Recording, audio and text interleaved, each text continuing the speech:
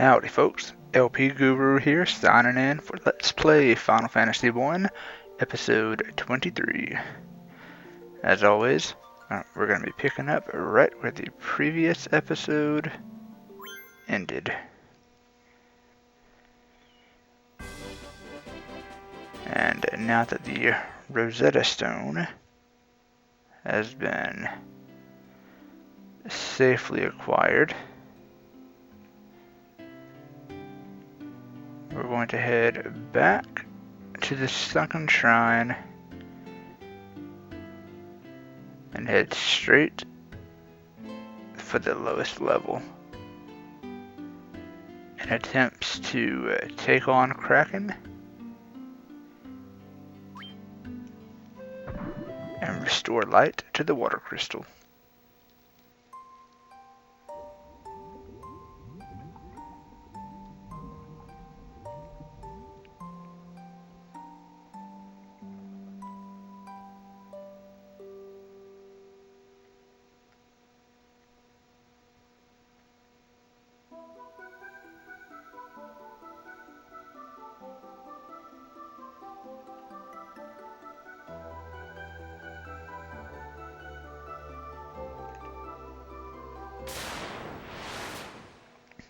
And as was stated in the previous episode, this go around we're going to be taking the steps in the northwestern corner, which will take us on a completely separate path than the path that was taken in the previous episode.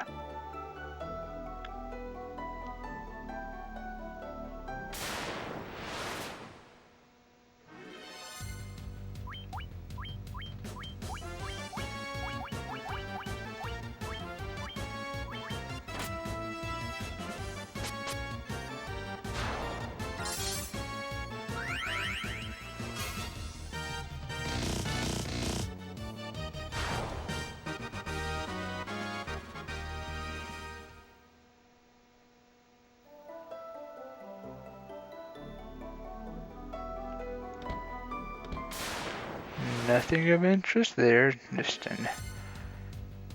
a now empty room.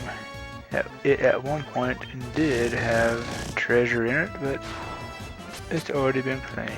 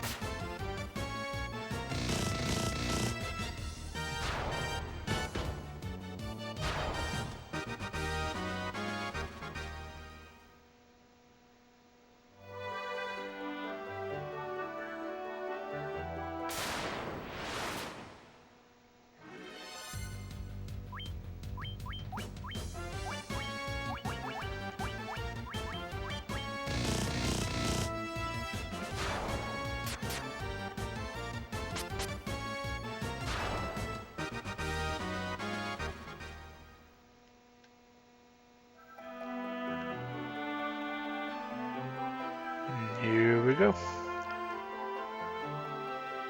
Into a new territory, finally.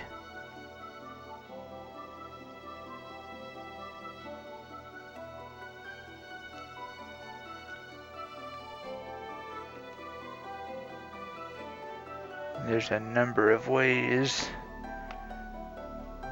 you can go. Most of the paths that split off should reunite, some and in a dead end, as is being witnessed. But yes, some of the paths will reunite.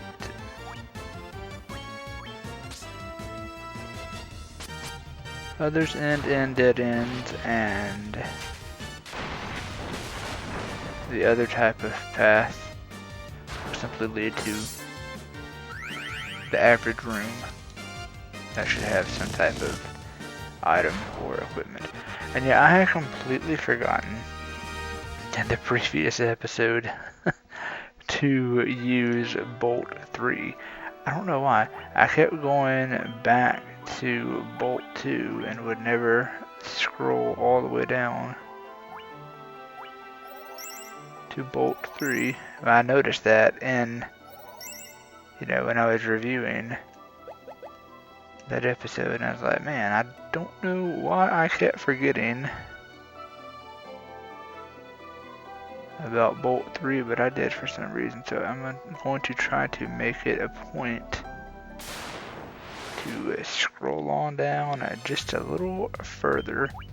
But as was witnessed, I think in the previous fight, even Bolt 3 didn't take the Prince type out. So that is a definite testament as to how powerful they really are.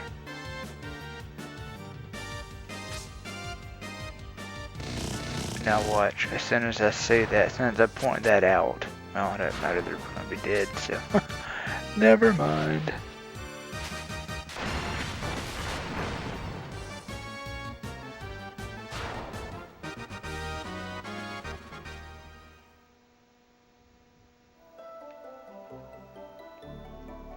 Only one way to go from here, and that's up this path right here.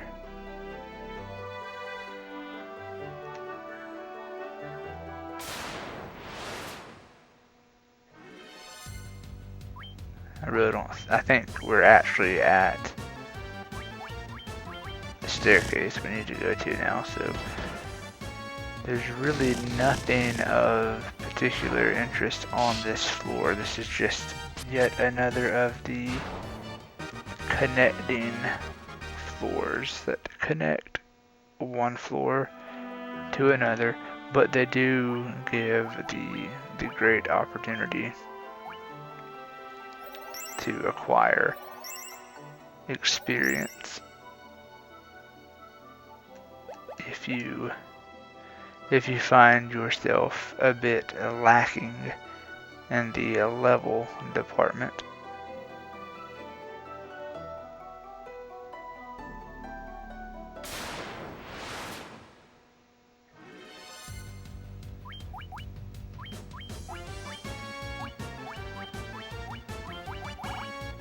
And ironically, these are weak to ice, of all things. You would think that since they are comprised of water, that their weakness would actually be bolt. But it is not. It is water. But they have a very high magic defense stat.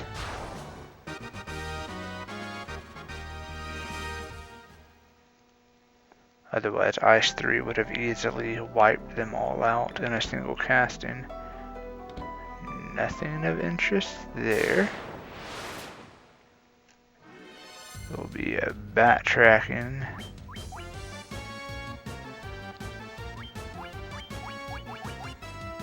to the proper staircase. Very nice. I love it when a high hitting spell is the first action taken. Always just helps speed up a fight.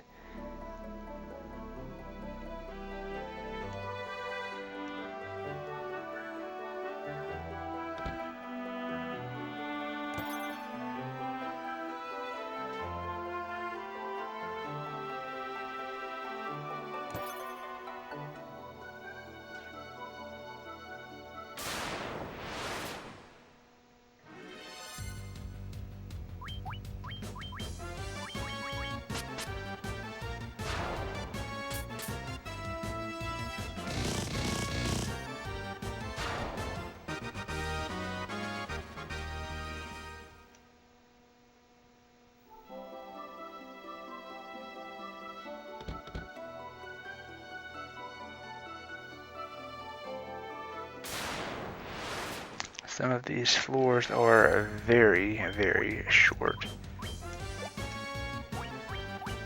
Not much to see or do. But again, some of them present a very nice opportunity to level up because some of the monsters in this dungeon are actually only located on some of these little pieces of floor. So for anyone who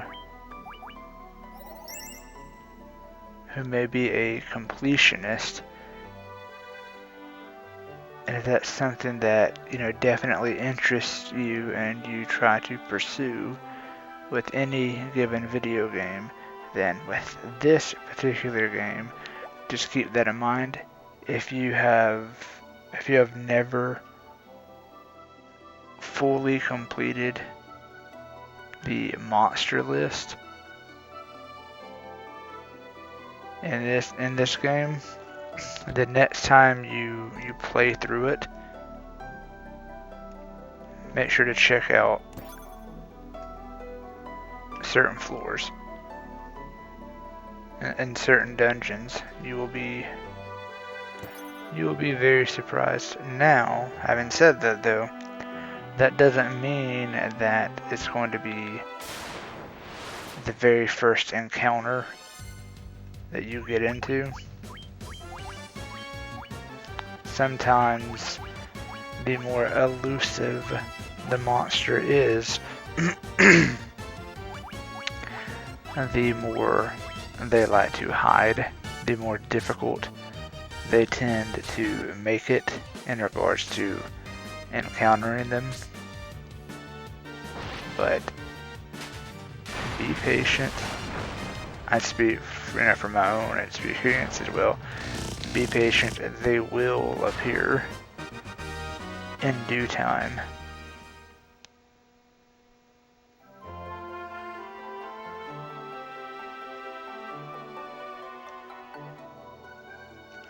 I don't believe, no, we're not on the first floor yet. Floor 1 will be the bottommost in this case, so we are on the second level. Just something to keep in mind. So we are getting closer. I don't know, trigger encounter? Maybe.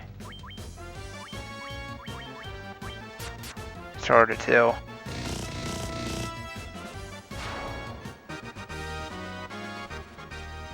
And I said that it's hard to tell because we have encountered so many of those.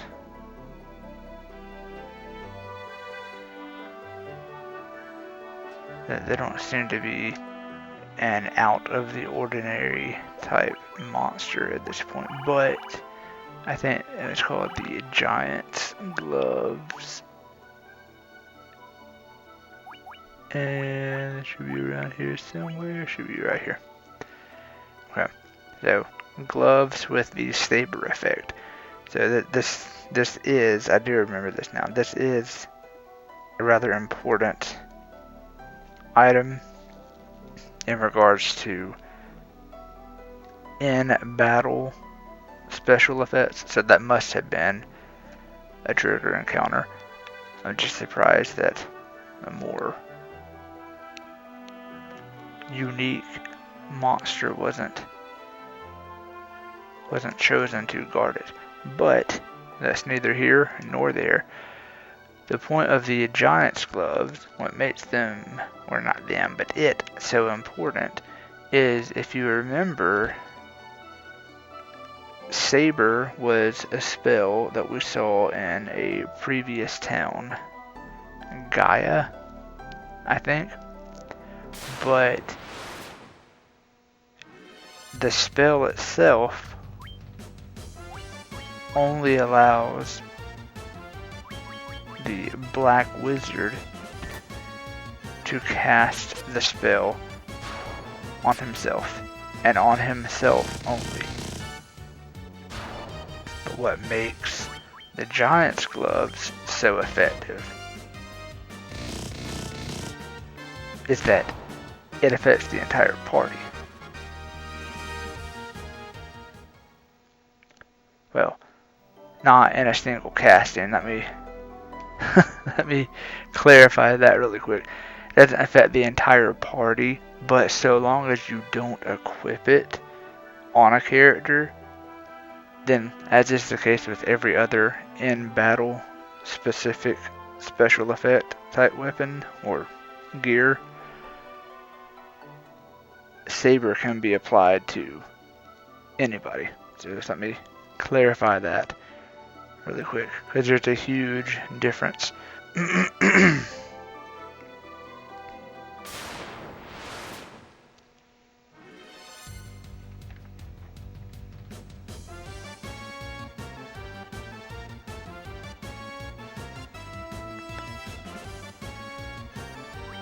And yeah, the area that we are currently in is a massive, I'm gonna test Bolt 3 on everybody right here, but it's a massive treasure vault area. And this floor, if I'm remembering correctly, is split into, it's all one floor of course, but where we are currently is the second portion with all the goodies very close to us.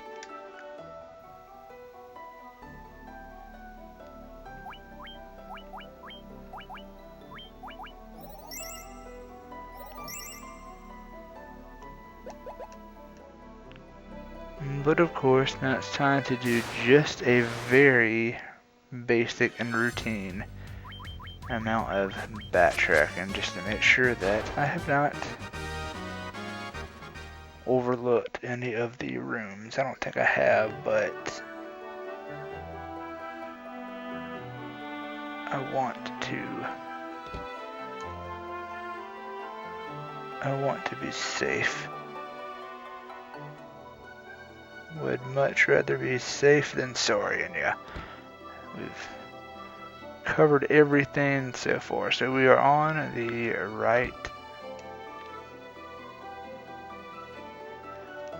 right path. Maho money.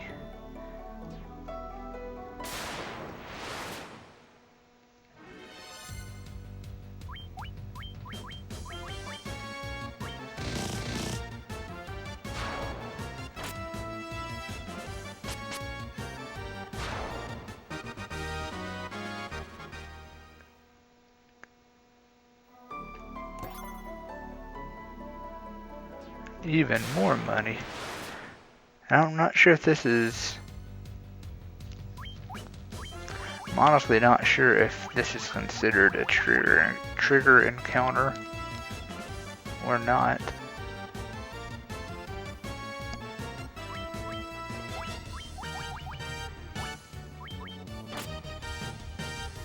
I was going to say that if the enemy formation was identical to the last fight, yes, you know, it is a trigger encounter, but since it's slightly different, I'm honestly not sure.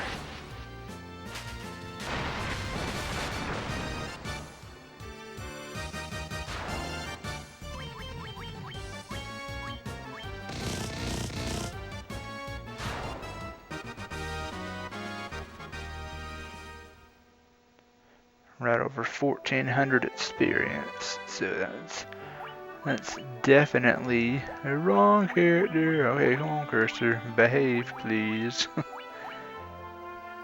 Do what I need you to do, please. So it's definitely, if it is a trigger encounter, it's definitely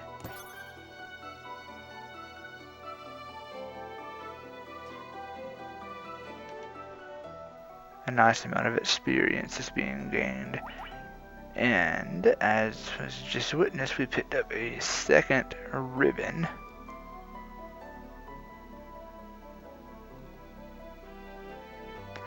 for now, well, I'll look, I'll assess the situation.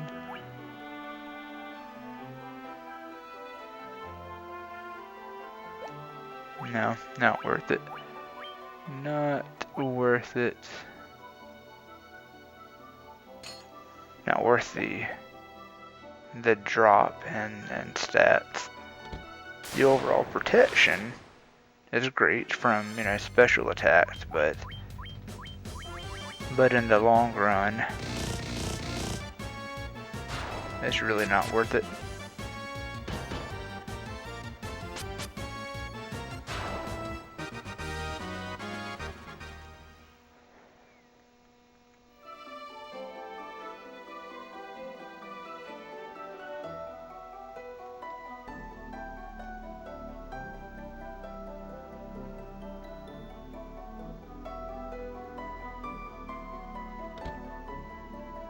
Trigger encounter.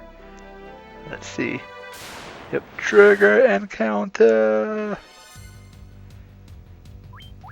And a very decent lineup for this enemy formation too.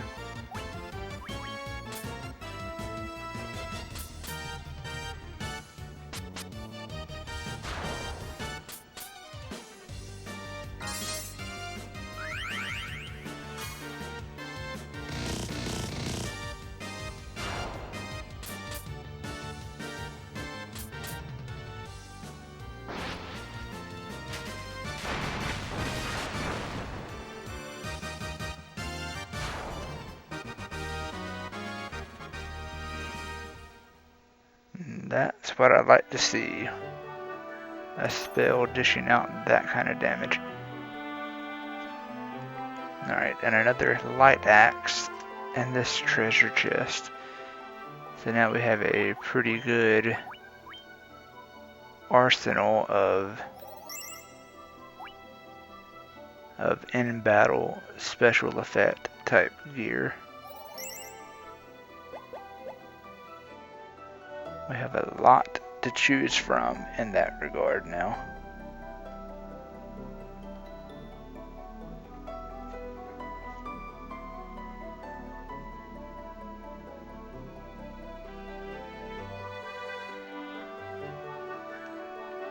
Alright, now that has been taken care of, I believe that is the last of the treasure rooms in this area. So it's time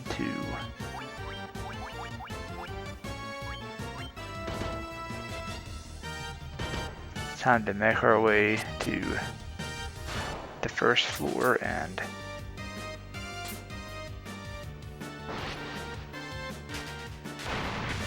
see what we can see. See what all is going on there. I don't think there's any treasure, anything of particular interest on that floor. So we may be going straight to Kraken, but I'll still take a look around once we get there, just to be safe.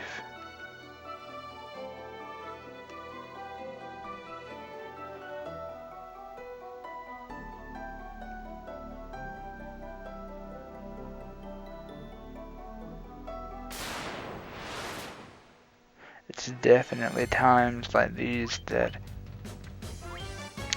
having an in-game map of your current location would be super helpful.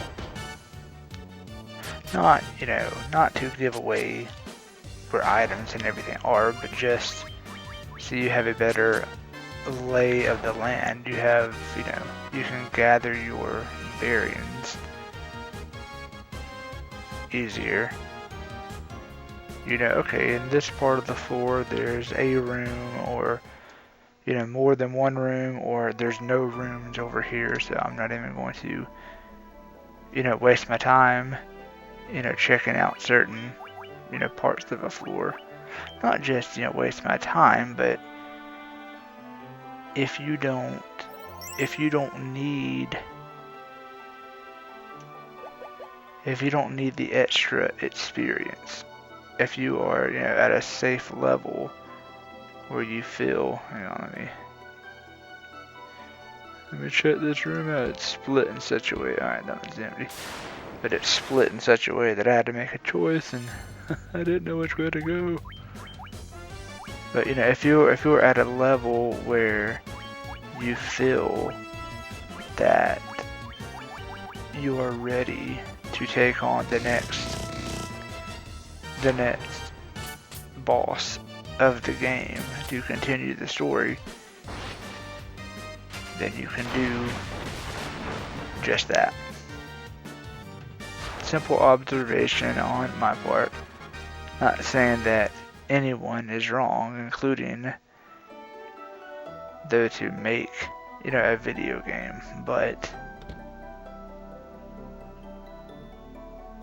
it would be nice if such a feature could exist. And I'm simply talking about this game, older games that have been out for years upon years.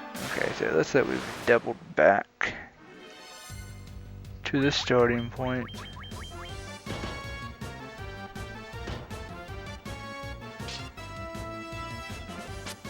Present day games would be super simple. The game's relatively new, the way technology is now. If the developer so wanted certain features to be added into a game later, they could simply release either a new DLC for the game, or if the update is simply a quality of life type update and improvement,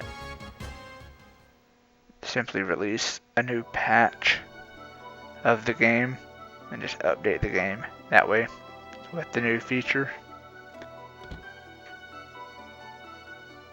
Another empty room and dead end. So it looks like excuse me.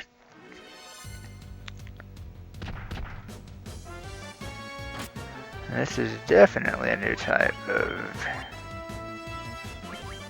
of enemy that's being encountered. Deep eyes.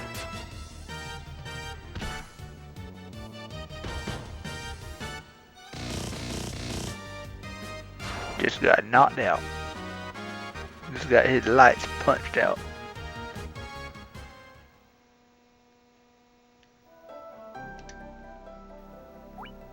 Wasn't sure if it was going to be similar to older types of its same relatives and would be able to paralyze or not, but it seemed to simply stick to physical attacks.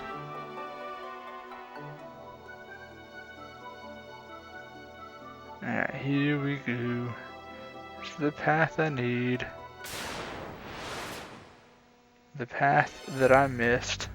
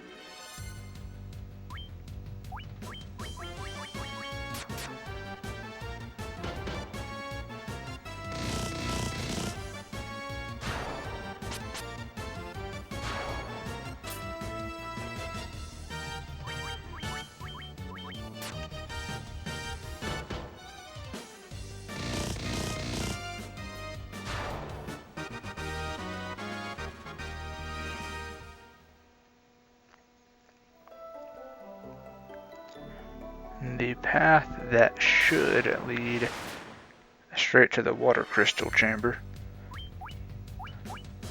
Once we can get there, of course, gotta get through any monsters that decide to get in our way.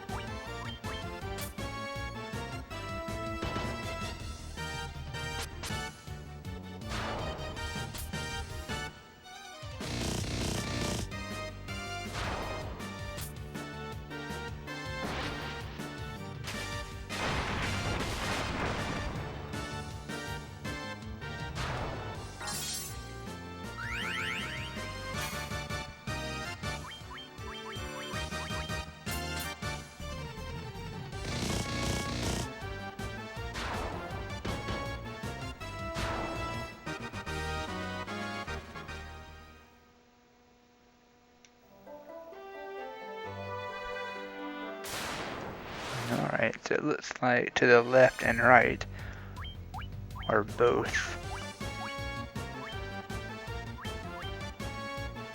dead ends. Nothing going on in either of those directions, so we're just gonna head straight on.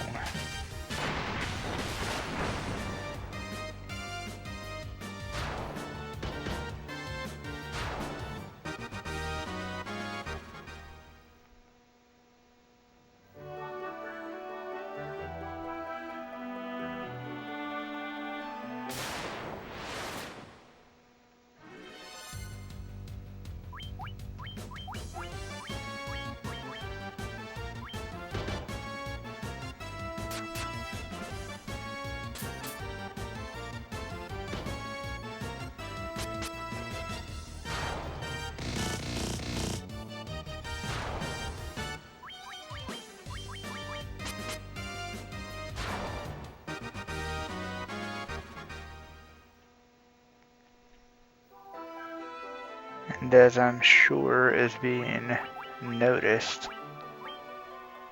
the closer that we always get to the crystal's chamber,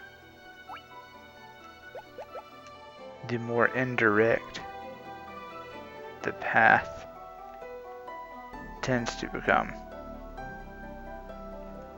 It's no longer a straight shot like in earlier portions of the dungeon. The path meanders, there's obstacles in the way or parts of the floor, is missing. Something is present that creates extra steps having to be made on your part to get around. Well, those few extra steps that you have to take oftentimes result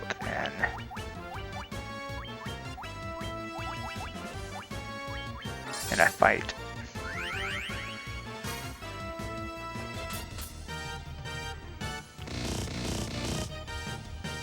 So it's just, little clever ways of, it's not necessarily programming, it's just the actual level design. How the developers chose to lay out the overall design of the area. There's little things like that. But it's also those very same things that can either make or break you if you're not completely ready. Speaking of ready, that's like, this is it. And it is. I'm gonna check up on health really quick. Now is when it's super important to make sure that everybody is close to their max health. And another thing that's important is to manually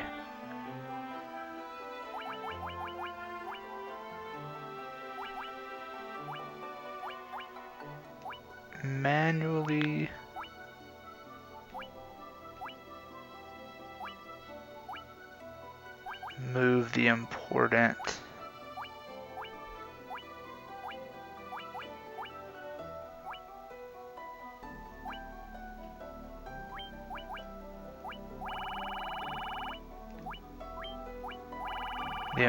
items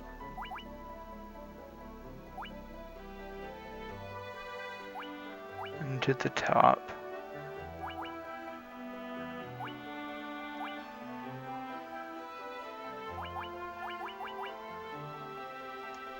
Alright, that should be it for quick use. Alright, here we go. Let's get cracking.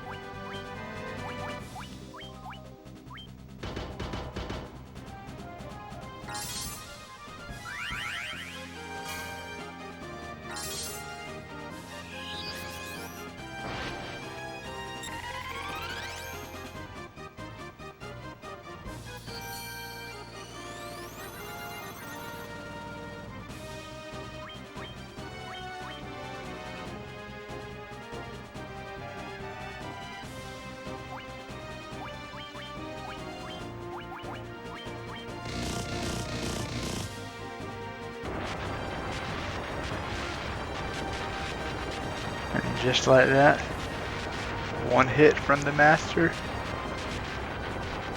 takes cracking down.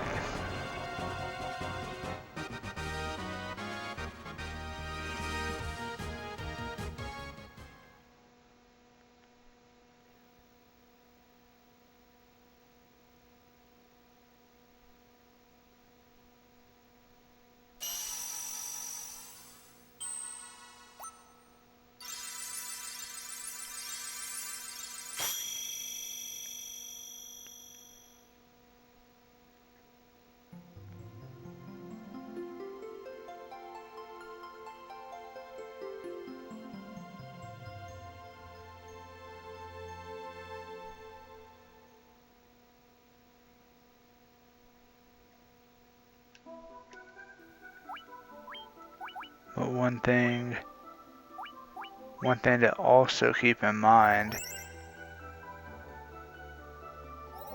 is that both Saber and Haste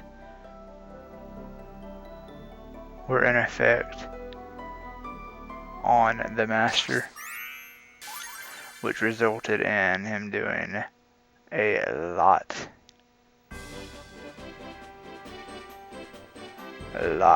more damage than usual.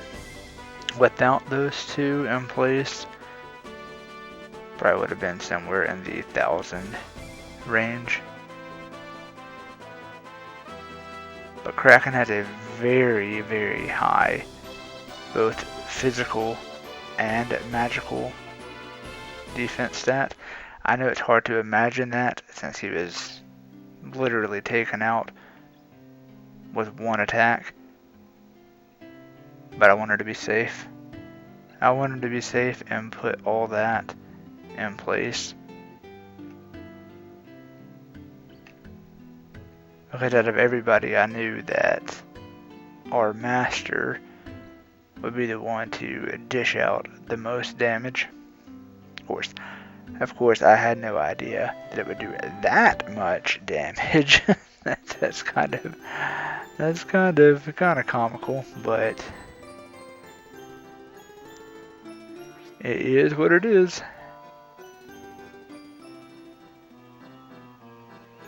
So with Kraken having been taken care of, and light having been restored to the water crystal,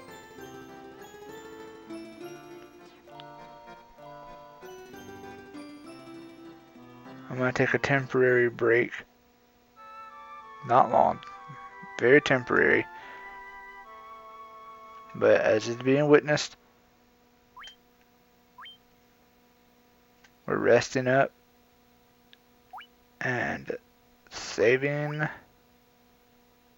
our progress. And in the very next episode, we're going to be working towards figuring out what we've got to do to find the location of the last remaining crystal and what we've got to do to restore its light.